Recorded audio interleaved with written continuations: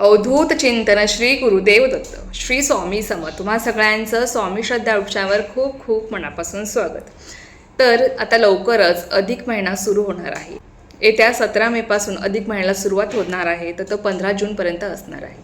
या अधिक महिन्यामध्ये आपल्याला जास्तीत जास्त जप तप दान धर्म करायचं असतं. आता या अधिक महिन्यामध्ये आपल्याला जास्तीत जास्त सेवा करायच्याच आहेत, पण सेवा कोणत्या करायच्या आहेत, कशा करायच्या आहेत, या संदर्भात आपण टप्प्याटप्प्याने माहिती जाणून घेणार आहोत.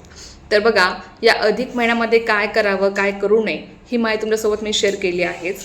आजच्या व्हिडिओमध्ये आपण एक खूप सुंदर सेवा आहे भगवान विष्णूंची, ती सेवा या अधिक महिन्यामध्ये कशी करावी, ते स्तोत्र कसं पठण करावं जेणेकरून आपल्याला त्याचं जास्तीत जास्त फळ मिळेल. आणि अधिक महिना म्हटलं की अधिक महिन्यामध्ये नावाप्रमाणेच आपल्याला कुठल्याही सेवेचं कुठल्याही उपासनेचं आपल्याला तेवढ्याच प्रमाणामध्ये अधिक प्रमाणामध्ये आपल्याला फळ मिळत असतं. म्हणून अधिक महिन्यामध्ये जास्तीत जास्त सेवा उपासना करायची असते. जेवढं तुम्हाला दानधर्म करता येईल, नामस्मरण करता येईल, तेवढं करण्याचा प्रयत्न करा. कारण की जेवढं तुम्ही द्याल किंवा जेवढं तुम्ही सेवा कराल तेवढा तुमचा सेवेचा बॅलेन्स मागे पडणार आहे. आणि हा सेवेचा बॅलेन्स तुमचा पुढच्या अधिक महिन्यापर्यंत तो काम येणार आहे. अधिक महिना हा 33 महिन्यांनी येतो. म्हणून बघा, आता या महिन्यामध्ये तुम्ही जेवढी सेवा उपासना कराल त्याचं फळ तुम्हाला पुढच्या अधिक महिन्यापर्यंत मिळणार आहे. म्हणून सेवा उपासना करायला चुकवायचं नाही. आपल्या परीने आपल्याला जेवढ्या जमतील तेवढ्या आपल्याला सेवा करायच्या आहे. बघा, आजच्या व्हिडिओमध्ये आपण भगवान विष्णूंची सर्वात प्रभावी सेवा ती म्हणजे व्यंकटेश स्तोत्र हे कसं पठण करायचं आहे, या अधिक महिन्यामध्ये आपल्याला ही सेवा कशी करायची आहे ते आपण जाणून घेणार आहोत. टप्प्याटप्प्याने आपण सगळ्या सेवा बघणार आहोत. आजच्या फक्त आपण व्यंकटेश स्तोत्राबद्दल बोलणार आहोत, कारण की ही भगवान विष्णूंची अति उच्च कोटीची सेवा आहे आणि ही सेवा लक्ष्मी प्राप्तीसाठी केली जाते.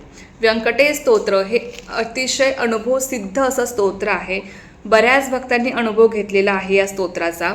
जेवढं तुम्ही हे स्तोत्र जास्तीत जास्त वेळेस पठण कराल तेवढंच तुमच्या घरामध्ये माता लक्ष्मीचा अखंड वास राहणार आहे.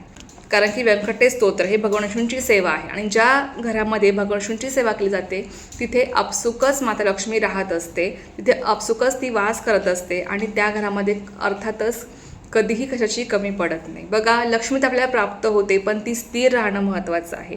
ती स्थिर राहण्यासाठी आपण अनेक सेवा उपासना उपाय करत असतो.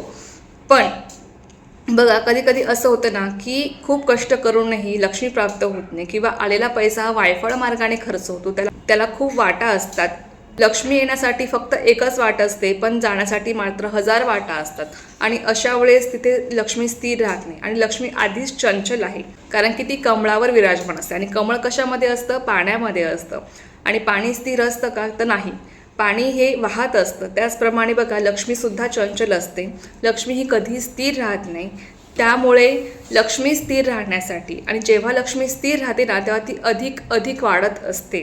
म्हणून आपल्या घरामध्ये माता लक्ष्मीचा अखंड वास राहावा, ती स्थिर राहावी आणि त्यामुळे सातत्याने वाढ होत राहावी, यासाठी या अधिक महिन्यामध्ये आपल्याला व्यंकटेश स्तोत्र जास्तीत जास्त वेळेस पठण करायचं आहे. आता ते कसं करायचं आहे, कोणत्या वेळेत करायचं आहे, ही माहिती आपण जाणून घेणार आहोत. बघा, व्यंकटेश स्तोत्र आपल्या स्वामी चिंतेश्वरच्या पुस्तकातसुद्धा आहे. हे स्तोत्र मराठीमध्ये सुद्धा आहे आणि संस्कृतमध्ये सुद्धा आहे. मराठीमध्ये मला वाटतं 108 ओव्यांचं हे स्तोत्र आहे आणि संस्कृतमध्ये अगदी 15 ओव्यांचंच हे स्तोत्र आहे. म्हणजे अगदी 1.5 ते 2 मिनटं हे स्तोत्र पठण करायला लागतात संस्कृतमध्ये. त्यामुळे जेवढं तुम्हाला जमेल, बघा, संस्कृत जर शक्य असेल तर संस्कृतमध्येच पठण करण्याचा प्रयत्न करा, कारण की वेळही कमी लागतो आणि तुमच्याकडनं जास्तीत जास्त सेवा करते. पण ज्यांना संस्कृत जमत नाही त्यांनी प्राकृतमध्ये केलं तरीसुद्धा चालणार आहे, काहीच हरकत नाही.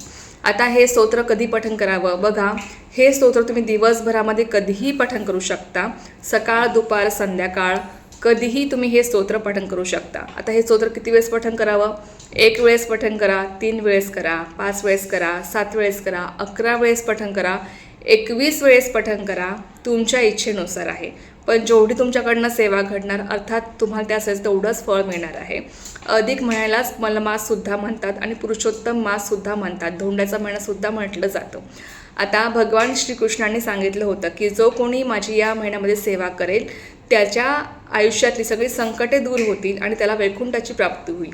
म्हणूनच लक्षात घ्या की भगवान श्रीकृष्ण हे भगवान विष्णूंचाच अवतार आहेत. आणि भगवान विष्णूंची आपण जेवढी जास्तीत जास्त सेवा करतो, अर्थात भगवान विष्णू हे जगाची पालन करत आहेत, ते आपलं पालन करत असतात. म्हणून भगवान विष्णूंची आपल्याला सेवा करायची आहे या महिन्यामध्ये जास्तीत जास्त. दुसऱ्याही आपल्याला सेवा करायच्याच आहेत, पण ज्या ज्या सेवा तुमच्यासोबत मी शेअर करणार आहे ते तुमच्या यथाशक्तीनुसार तुम्ही करू शकता. आता व्यंकटेश स्तोत्राबद्दल आपण बोलत आहोत. तर बघा, तुम्ही हे स्तोत्र दिवसभरामध्ये कधीही पठण करू शकता, सकाळ दुपार संध्याकाळ. त्याचबरोबर तुम्ही हे स्तोत्र कितीही वेळेस तुम्हाला जेवढं शक्य आहे तेवढ्या वेळेस तुम्ही पठण करू शकता. आता बघा, तुम्ही जे या स्तोत्राचं अनुष्ठान केलं, आता या स्तोत्राचं अनुष्ठान आपल्याला रात्रीच करायचं असतं. म्हणजे कसं, आता या स्तोत्राचं अनुष्ठान जर करायचं असेल तर तुम्हाला ते रात्रीच करावं लागणार आहे. तुम्ही हे स्तोत्र कधीही पठण करू शकता, पण जर तुम्हाला संकल्पयुक्त हे स्तोत्र पठण करायचं आहे, अनुष्ठान तुम्हाला करायचं आहे, तर तुम्हाला रात्री 12 वाजताच हे स्तोत्र पठण करावं लागेल. आता रात्री 12 वाजताचं अनुष्ठान कसं करावं, तर बघा, तुम्हाला 21 वेळेस हे स्तोत्र रात्री 12 वाजता पठण करायचं असतं. शार्प रात्री 12 वाजता तुमच्या मुखातून व्यंकटेश स्तोत्र सुरू झालं पाहिजे. बघा, लक्षात घ्या, तुम्हाला काहीच नाही, फक्त तुम्हाला धूपदीप लावून बसायचं आहे. शक्य असेल तुपास दिवा लावा, अगरबत्ती लावावी. त्याआधी बघा, व्यंकटेश स्तोत्र सुरू करण्यापूर्वी तुम्ही ओम नमो भगवते वासुदेवाय, श्री स्वामी समर्थ या मंत्रात तुम्हाला एक एक माळा जप करायचा आहे. तुम्ही संकल्प करू शकता पहिल्या दिवशी की मी हे स्तोत्र लक्ष्मी प्राप्तीसाठी किंवा लक्ष्मी स्थिर राहण्यासाठी, किंवा तुमच्यावर डोक्यावर खूप कर्ज वाढलं आहे, कुठलाच तुम्हाला मार्ग दिसत नाही लक्ष्मी प्राप्तीचा, तर अशा वेळेस तुम्ही संकल्पयुक्त तुम्ही ही सेवा करून बघा. तुम्हाला तुमची सेवा पूर्ण होईपर्यंत तुम्हाला अनुभव आल्याशिवाय राहणार नाही. इतकं प्रभावी आणि अनुभवसिद्ध हे स्तोत्र आहे. बऱ्याच भक्तांनी याचा अनुभव घेतलेला आहे, तुम्ही सुद्धा घेऊ शकता. अतिशय प्रभावी हे स्तोत्र आहे आणि तेवढंच तुम्हाला त्याचं फळही मिळणार आहे. आणि अधिक महिन्यात जर हे अनुष्ठान केलं तर फळ तुम्हाला अधिकच मिळणार आहे, लक्षात घ्या. तर तुम्हाला बघा, शार्प रात्री 12 वाजता तुमच्या मुखातून हे स्तोत्र सुरू झालं पाहिजे, लक्षात घ्या. तर तुम्हाला हे स्तोत्र तुम्ही मराठीमध्ये पठण करा किंवा संस्कृतमध्ये करा. आता संस्कृतमध्ये तुम्ही जर हे स्तोत्र पठण करणार असाल तर बघा, हे स्तोत्र आपल्याला 21 वेळेस वाचायचं असतं. जर तुम्ही संकल्प करणार असाल, अनुष्ठान करणार असाल, तर तुम्हाला रात्री 12 वाजता हे स्तोत्र 21 वेळेस पठण करायचं आहे, लक्षात घ्या. मग तुम्ही संस्कृतमध्ये पठण करा किंवा प्राकृतमध्ये करा, मराठीमध्ये करा, काहीच हरकत नाही. जर संस्कृतमध्ये केलं तर बघा, संस्कृतमध्ये हे स्तोत्र फक्त 15 ओव्यांचं आहे आणि 21 वेळेस हे स्तोत्र पठण करायला फक्त तुम्हाला पाऊण ते 1 तास लागतो, त्यापेक्षा जास्त वेळ लागत नाही. ज्यांचं हे स्तोत्र पाठ आहे त्यांना पाऊण तासाच्या आत त्यांची ही सेवा पूर्ण होते. रोज रात्री 12 वाजता जर तुम्ही हे स्तोत्र पठण करायला सुरुवात केली तर तुमचं पाऊण तासामध्ये संस्कृतमधलं हे जे काही स्तोत्र आहे व्यंकटेश स्तोत्र तुमचं पाऊण तासामध्ये पूर्ण होतं, ही सेवा तुमची पूर्ण होते. त्यानंतर बघा, तुम्ही आरती करू शकता भगवान विष्णूंची, आपल्या स्वामींची, आणि अशा प्रकारे तुमची ही सेवा पूर्ण होते.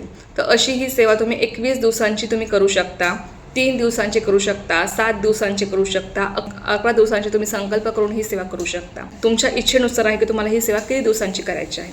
त्यानंतर आता बघा की तुम्ही हे स्तोत्र जर मराठीमध्ये पठण करणार असाल तर अर्थात 108 ओव्यांचं हे स्तोत्र आहे आणि 108 ओव्यांचं हे स्तोत्र पठण करायला आपल्याला 21 वेळेस जर तुम्ही हे स्तोत्र पठण केलं 108 ओव्यांचं तर तुम्हाला 3 ते 4 तास लागू शकतात. त्यामुळे जास्त वेळ लागतो, म्हणून शक्यतो संस्कृतमध्ये पठण करण्याचा प्रयत्न करा, ज्यामुळे तुम्हाला वेळही कमी लागेल, सेवाही लवकर होईल आणि तेवढाच त्याचा अनुभवसुद्धा आहे. तर तुमच्या इच्छेनुसार तुम्हाला हे स्तोत्र किती वेळेस पठण करायचं, तर अशा पण तुम्हाला रोज रात्री अनुष्ठान करायचं असतं व्यंकटेश स्तोत्राचं. तर अशा प्रकारे तुम्हाला रोज रात्री 12 वाजता हे स्तोत्र पठण करायचं आहे. जर तुम्हाला अनुष्ठान करायचं असेल तर आज तुम्हाला समजलं असेल. अनुष्ठान पूर्ण झाल्यानंतर बघा, असं काही नाही की याचं खूप मोठं उद्यापन करावं लागतं, असं अजिबात नाही. तुम्ही कोडाचं नैवेद्य दाखवू शकता, आरती धूपदीप ओवाळू शकता, अशा पण तुमचं अनुष्ठान पूर्ण होऊन जातं. तुम्ही अनुष्ठान किती दिवसांचं करायचं, 3 दिवस करा, 7 दिवस करा, 11 दिवसांचं करा किंवा 21 दिवसांचं करा, पण याचपर्यंत तुम्हाला रोज हे स्तोत्र पठण करायचं असतं. आता ज्यांना कुठलंही अनुष्ठान करायचं नाही, ज्यांना कुठलाही संकल्प करायचा नाही, मग त्यांनी काय करायचं, त्यांनी दिवसभरामध्ये तुम्ही कधीही हे स्तोत्र पठण करू शकता, तरीसुद्धा तुम्हाला त्या सेवेचं तेवढ्याच पटीने जास्तीत जास्त फळ मिळणार आहे.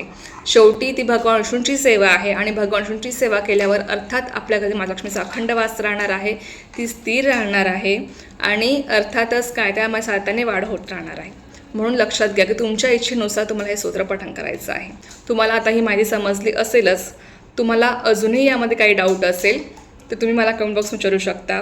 तर चला, ही अत्यंत छोटीशी पण खूप महत्त्वाची माहिती होती जी तुमच्यासोबत शेअर करायची होती. झालेली सेवा मी स्वयंमाच्याने रुजू करते आणि आजचा व्हिडिओ इथेच थांबवते.